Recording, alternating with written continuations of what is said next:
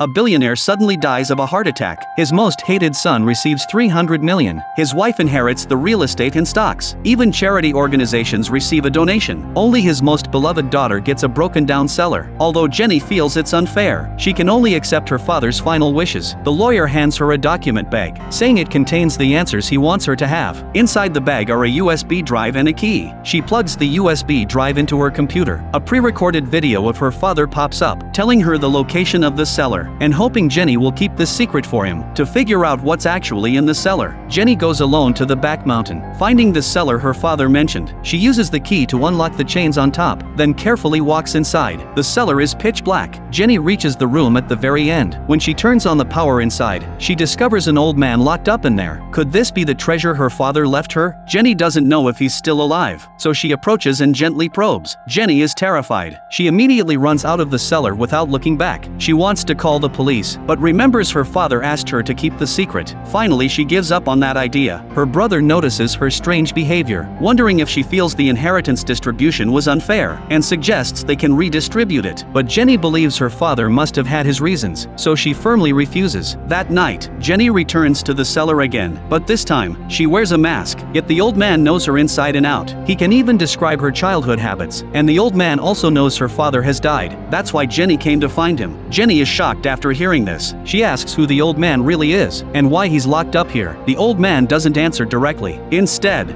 he asks her to prepare some food first. Jenny has no choice but to bring good wine and food. After the old man eats and drinks his fill, he finally reveals the secret buried in his heart for so long. It turns out the old man's name is John. He was once Jenny's father's best friend. 30 years ago, the two went to a bar to get drunk, but on their way back, they accidentally hit a pedestrian. They immediately got out to check, finding the pedestrian was still breathing. John wanted to call the police, but was stopped by Jenny's father, because once they called the police, they would both face prison time. So the two worked together to stuff the pedestrian in the trunk, then drove to the suburbs, found a secluded place, and buried the pedestrian. But what John didn't expect was, Jenny's father, worried the incident would be exposed, actually knocked him unconscious with a club, then locked him in this broken cellar for 30 years. All these years he's lived a life worse than death. But Jenny doesn't believe John's one-sided story. Then John tells her, your father had other women when he was young, and the reason you didn't get an inheritance must be because the inheritance all went to this woman. Jenny becomes angry after hearing this. She doesn't believe her father would betray the family. John doesn't explain much more. He just gives her an address to prove her father's innocence. Jenny finds her mother and probes carefully, but her mother says they were loving for a lifetime. Her father never wronged her. Later, Jenny follows the address John provided, finding the woman he mentioned. Unexpectedly, the woman generously admits everything, and they even had a son together. Jenny can't accept this fact. Her father's image also hits rock bottom in her heart. She finds her father's lawyer again, questioning whether he knew the truth all along. The lawyer is also helpless. He says he has no right to inquire into his client's private affairs. As for the inheritance distribution, it was also arranged according to your father's wishes. Jenny doesn't continue questioning, then returns to the cellar again, asking John to reveal where the body was buried back then. But John has long forgotten, unless he can go to the scene to see. So Jenny has to unlock the shackles around his neck, following John to the suburbs. Sure enough,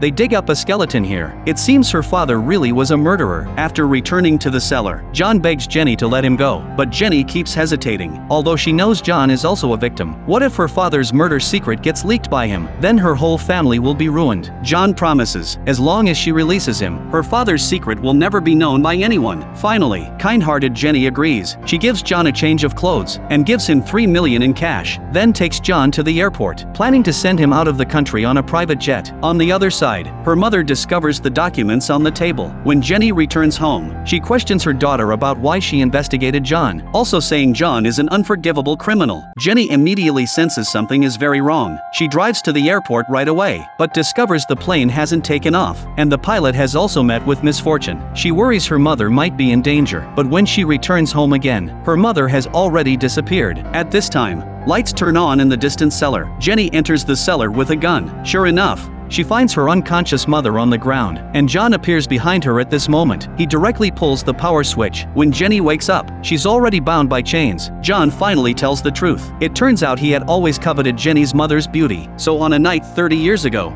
he assaulted her. After Jenny's father learned of this, he prepared to take him to the police station. Unexpectedly, They accidentally hit a pedestrian on the way. The pedestrian originally still had breath. It was John who killed him and buried the body in the suburbs. He used this incident to threaten Jenny's father not to call the police. Who knew Jenny's father directly knocked him unconscious, then locked him in the cellar for a full 30 years. And the reason her father didn't leave Jenny an inheritance is because Jenny is actually John's daughter. The movie ends here.